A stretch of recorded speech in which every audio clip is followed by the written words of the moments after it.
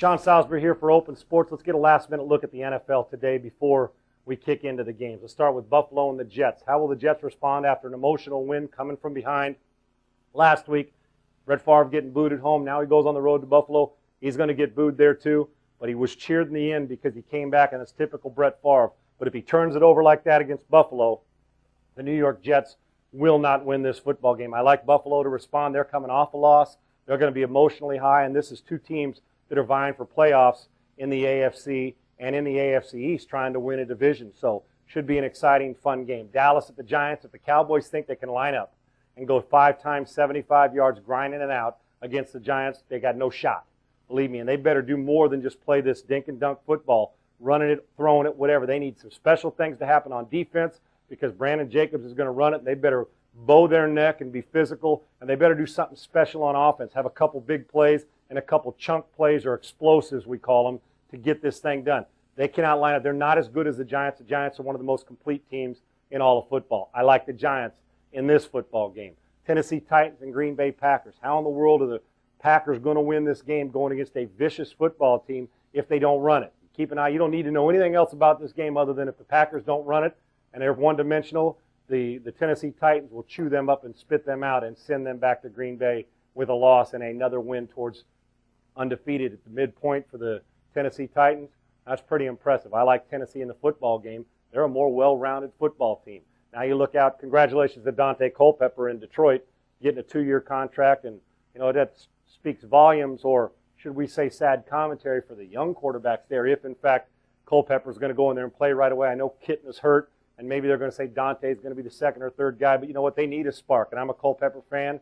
He should have been on somebody's roster, but he's been, because he's good enough to be on somebody's roster, said he was going to retire, spent all off season trying to find a team, didn't get it, didn't go to training camp, but now Culpepper's going to Detroit. You know what? I hope it works out for him.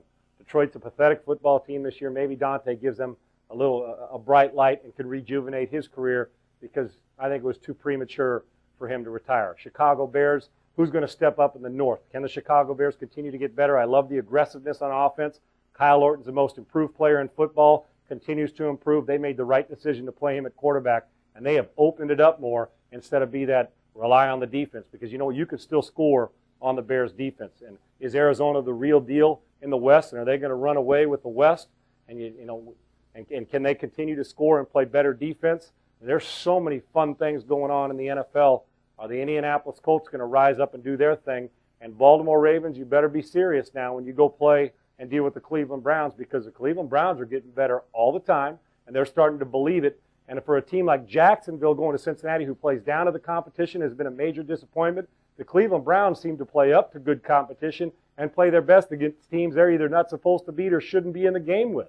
So the Baltimore Ravens better be physical because the Browns are starting to believe. And back to Jacksonville, this team has to win because you're going to get to a point. Fortunately, it's the AFC this year, which has been the dominant conference, but Jacksonville can't afford to lose this. I say that if Jacksonville loses this football game, they are not going to the playoffs, which is frightening because this team is a Super Bowl caliber football team, at least on paper coming into the season. Man, a lot of disappointing teams, and there's a lot of surprise teams.